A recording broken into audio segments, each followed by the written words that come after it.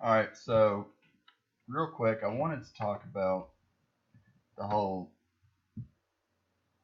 the quote unquote magical three bars.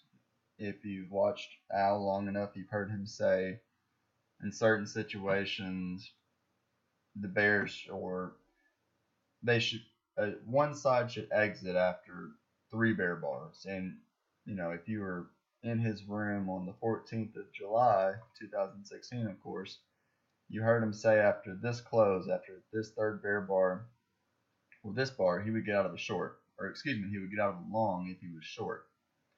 And so I wanted to kind of better explain when do you get out of. There's a lot of three bar patterns, and when do you get out? For instance, why do you get out on these? Why do you get out of the long here after three bear bars, and why do you not get out of a short here after three bear bars? The context is much different. And so let's start with right here. So we had a gap up, we had a breakout pullback buy. So this was a pullback, and this is a buy setup for around the 50% pullback of the gap up, and a strong, an okay breakout, a breakout that's strong enough for a second leg up. However, it's stalling at the high of the day right here, and you're getting a lot of sideways bars. So at this moment, there's going to be a second leg up more likely than not. Still a second leg up likely, second leg up likely here, still a second leg up likely, but every new bar that gets added to this tight trading range here in this area is lowering the probability. Deep pullback, bears made money above, more signs we're in a trading range, and then here, is this the start of a second leg up, or is this the start? Is this just more trading range price action? Well, for that second leg up, we need a strong breakout. Bad signal bar so far, bad entry bar. Okay, bull breakout, but weak follow through and disappointment. Here, arguably, we've been in a tight trading range for about 15 bars, maybe a little more, ever since over here. So it's a credible lower high major trend reversal. And you had a bull trend line break, lower high. The bears are, so far, they're creating small lower highs. Here's a high, here's a lower high, here's a possible another lower high. So it's reasonable for a bull to exit here. It's also reasonable for a bear to short here, betting that we test all the way down to the low of the day. Low probability at this moment, but the math is pretty good. It's also, and this is where the three bars come into play. When you have a stop entry that makes sense, that's when the three bar rule is important.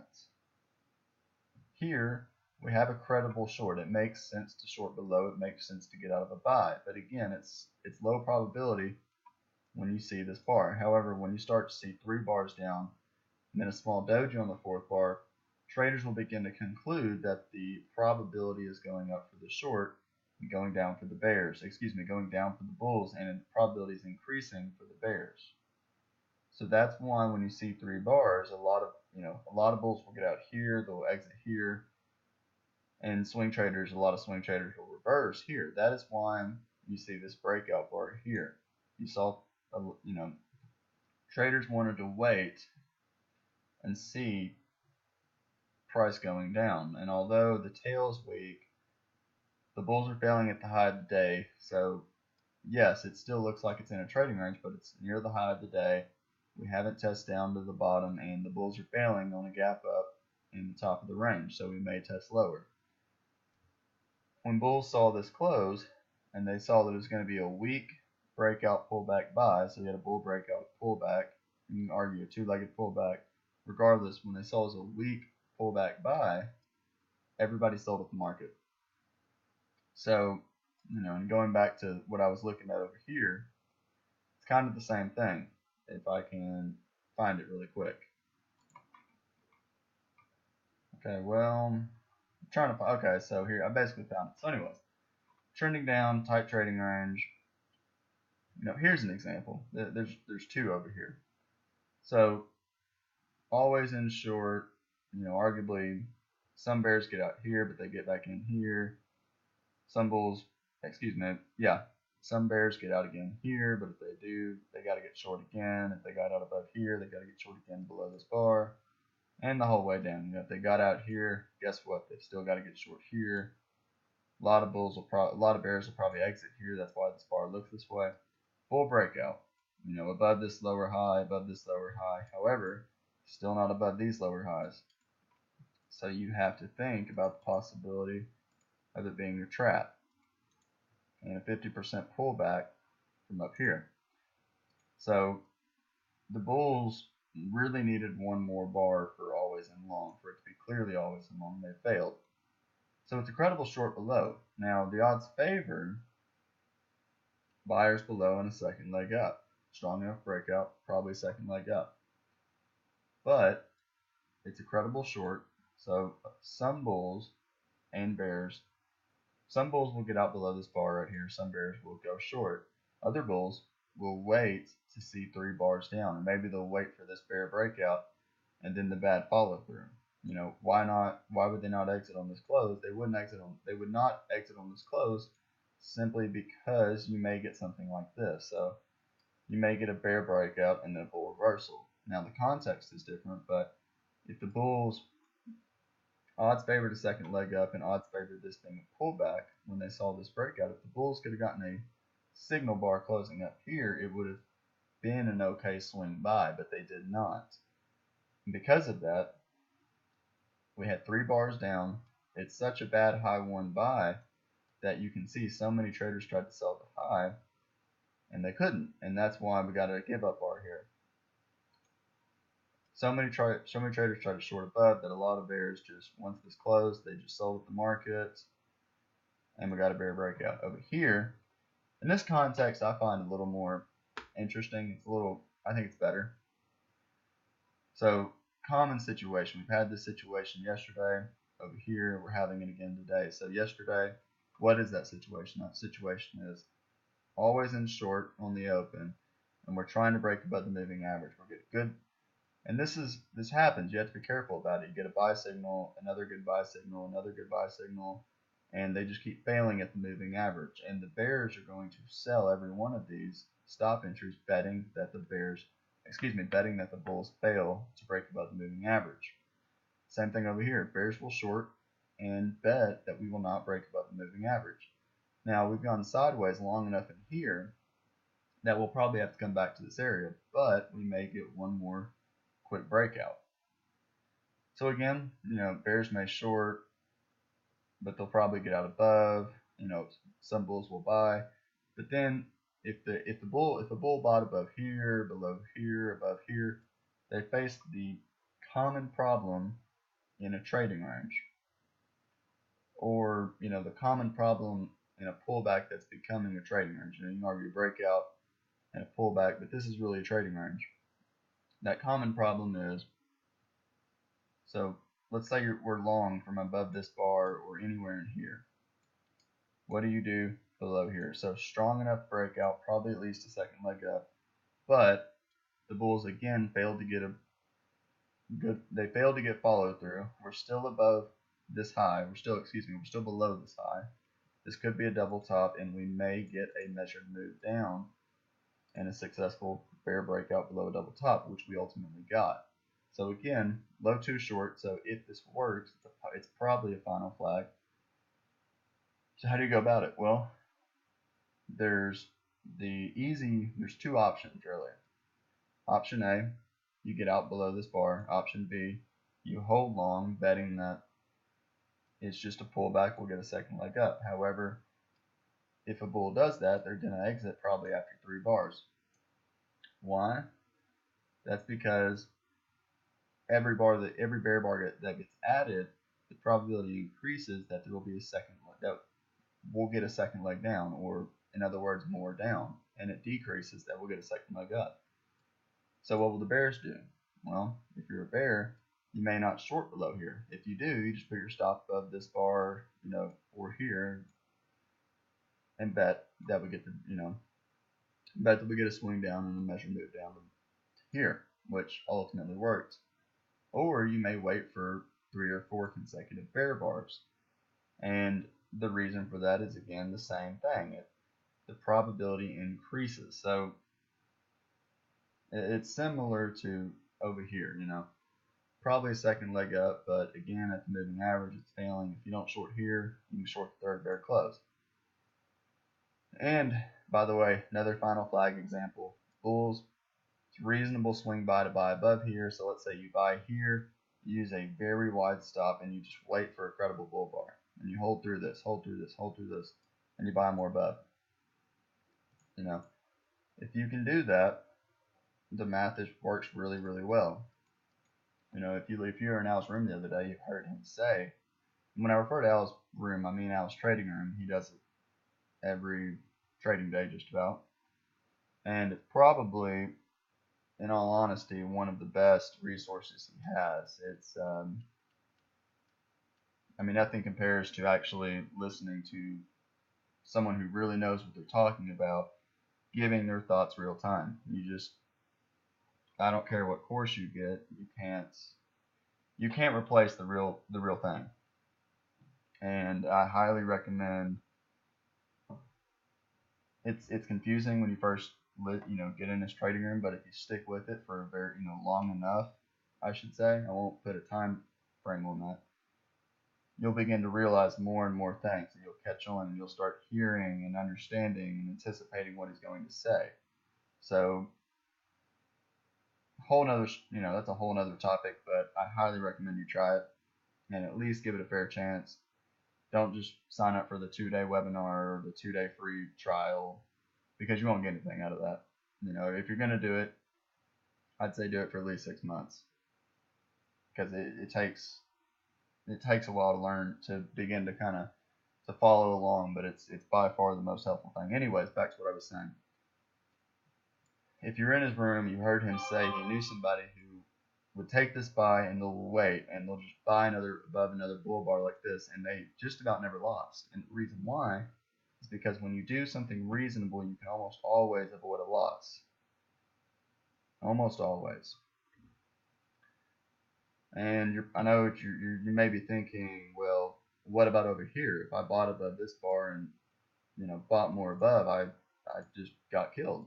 And if you buy here, you buy more, you never won. Or even if you bought anywhere, you never won. Well, again, if you take a reasonable buy here, we're in a tight trading range for hours, so we'll probably test back up to it. We've been below the moving average for a very long time. We finally broke above it, so 20 gap bars short.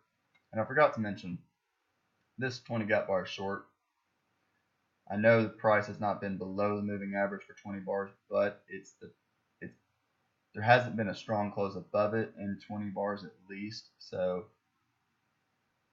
it's very wise to get out below this bar, even though you might be always in long.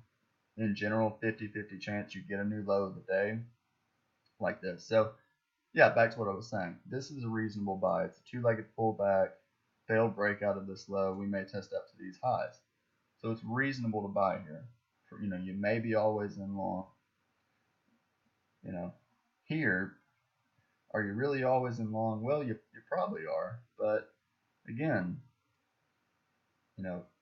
if the market's forcing you to risk a whole lot, bad signal bar, big bar, so big risk. Here, bull bar closing near its high, but again, big risk, big tail.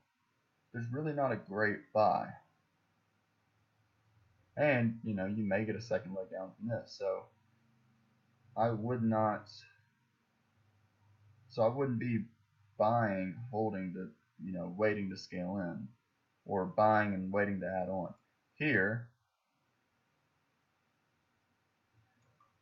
you can see after 3 bear bars, probably the first reversal will fail, and as soon as this bar triggered, it just plummeted. So, and with that said, in general, I would personally, if I bought above, I'd get out when it became always in short. I think, I just think it's better. You can go long here, whether or not you got out here. at some point you're going to say, okay, I'm clearly wrong. It's always in short. If you just get out, usually you can short for at least a scalp and then look to buy. So why not? It's more work, but why not buy, take the loss, scalp a short, and then look to just buy more lower and get out at break even on the quote unquote original trade around here, or hold for a profit, which you had to wait a while, but you can see that's why we're hesitating up here.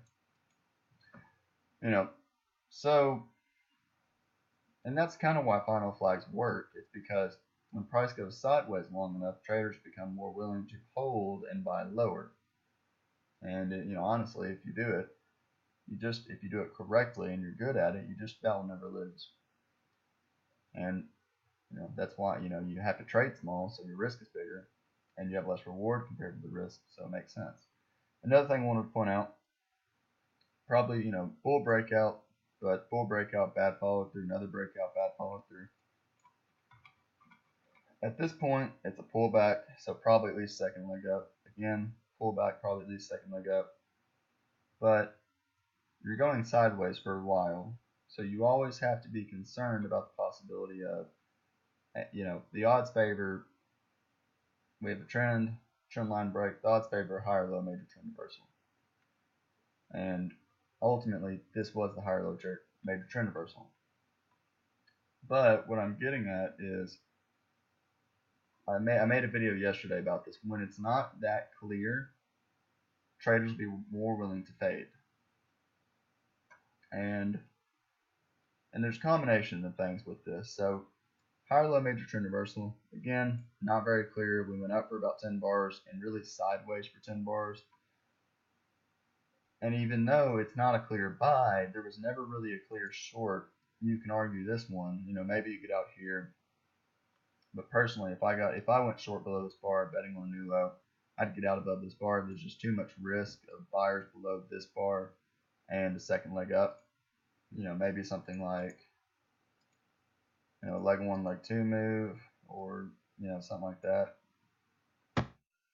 But nonetheless, you're always in long at this point.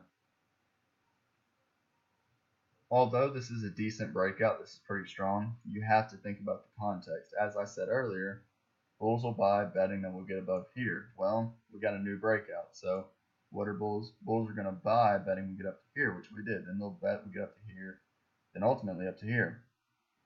And you can see we came close, but failed. 71.25, this high was 70.75. So you always have to be careful when you're getting close to a major lower high and not getting above it. You have to think about it this way. At this point, you buy for any reason. You buy the pullback for any reason, and odds still favor second leg up, Is this a second leg up? Probably not. It looks like a trading range. Tails on top. Every bull bar is followed by bad follow through. So still, this is probably, arguably a double bottom here, maybe a double bottom, maybe a wedge. It's really a triangle. But again, odds favor second leg up. Sideways for a lot of bars. An okay signal bar. It kind of wish it was a little smaller, but it's trading range again. Odds still favor more up. And problem. This happens all the time.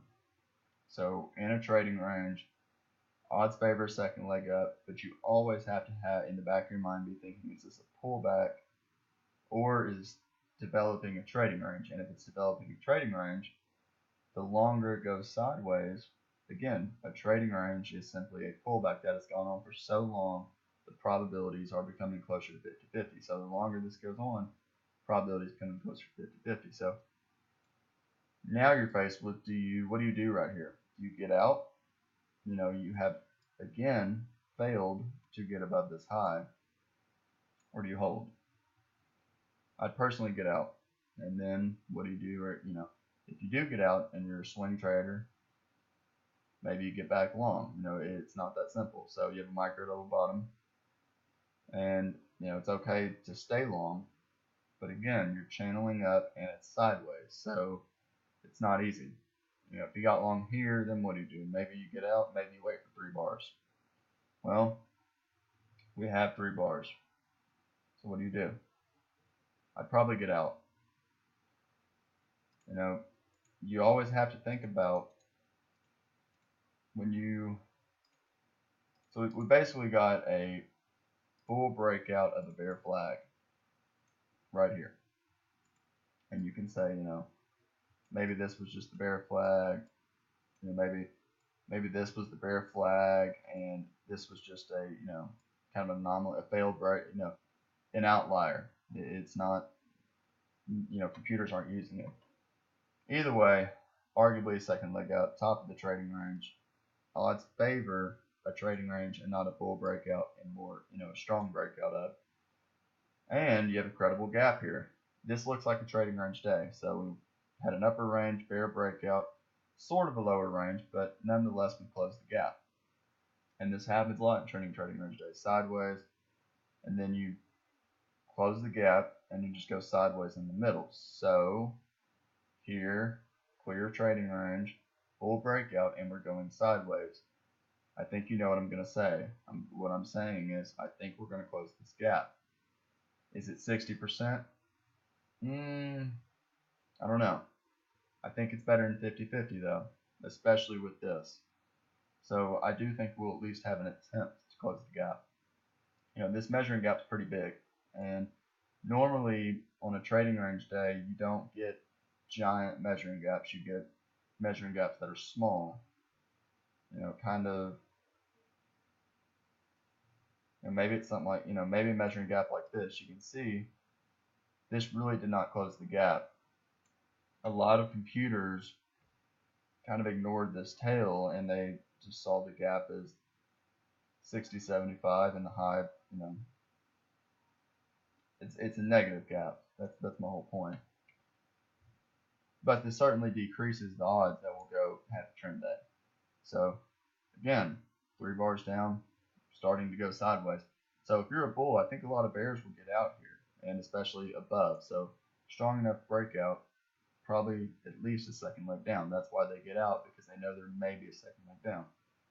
At this point, you've been going sideways for over 2 hours, and we've been trying to go up. You have to think about the possibilities. It's around 2:30 or 14:30, so about 30 minutes till the market closes. Really 45. You have to think about the possibility that we've been hovering around the open of the day. We've been failing at the high of the day. We may try and test on the low of the day. So another bear bar, strong bear breakout. But what did I say? I said we will probably test this gap. I never said we were probably going to test all the way down to here, and look what happened. So a lot of traders, they took profits. Bears bought back shorts, bulls went long for a scalp, and again you have a gap here. Bulls buy this low, they buy more lower. So what's going to happen? Big bull bar closing when it's high. So risk is big. It's not a great stop entry buy after 3 consecutive bear bars. Probably sellers above and at least more down. 62.25 and 62 even. This happens a lot. You get a buy signal, that price falls below and pulls back. So this is a pretty decent buy. But again, no time.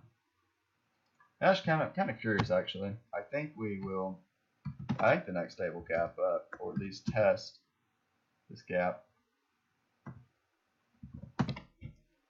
Oops, yeah, and it did. Okay, this kind of, one last thing. Gap up, sideways for a long time, bull breakout, so we'll probably close this gap. And this is kind of interesting. So this kind of has a look of a small pullback trend day. It's not really, but it is in a way. Gap up, so odds favor a trend day more than a trading range day, or excuse me, odds favor a bull trend more than a bear trend. Here's kind of where the small pullback trend started. Arguably here, but 2 legs up, probably have tested moving average. Strong breakout, and let's see if the bears made a 1-point scalp. They did here, but again, this a moving average touch, they really need to do more. And this is traders trying to close this gap.